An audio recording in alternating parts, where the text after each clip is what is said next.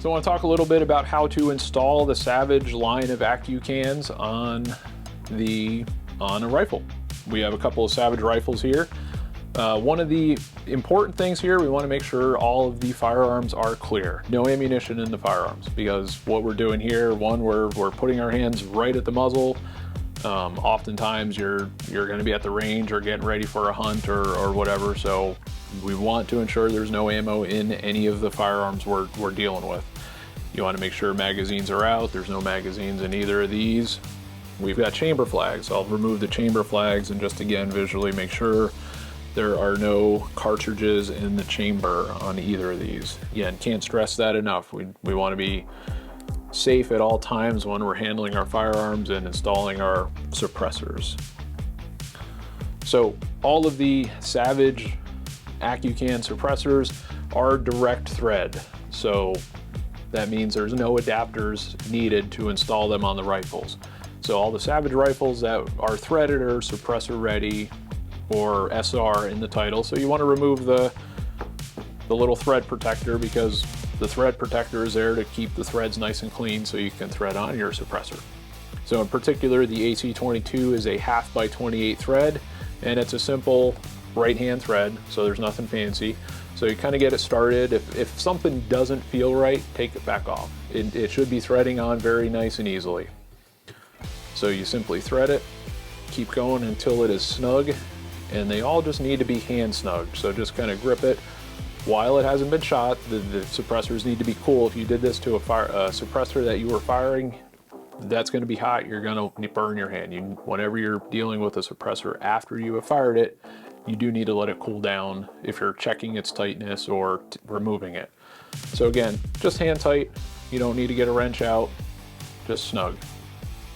On the AC30 and the AC338s, same idea. Remove your thread protector. You could set it aside because it is a good idea to put those thread protectors back on once you're done shooting the suppressor.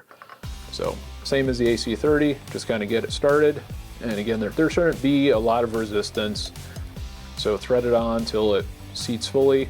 The AC30s and 338s again are direct thread. It's 5/8 by 24, which again, most of the Savage centerfire rifles that are larger than 22 caliber come threaded for 5/8 by 24. Same thing, you just want to make sure it's snug. You don't need to get in, crank it with a wrench or anything, because hand snug is plenty. We're not suggesting using any thread lockers on these either, because you do want to be able to remove them when you're done.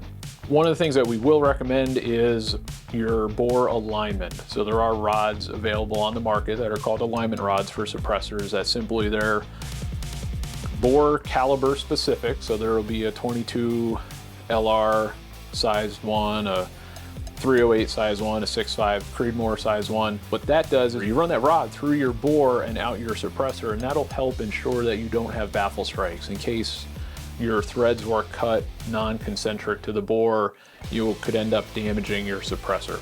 Kind of go into when you're done shooting, removing them, or while you're shooting, ensuring they're tight. Again, the biggest thing to stress is they need to cool down. These will get extremely hot. So you're best to let it cool to ambient temperature before you actually go and touch it.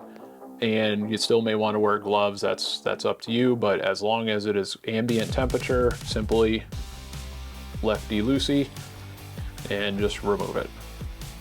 Now, if you leave this on for quite a long time and don't clean it regularly, you may end up getting some carbon deposits just north of the muzzle of the barrel, which may make it hard to remove. So you should be removing them and cleaning them regularly anyways.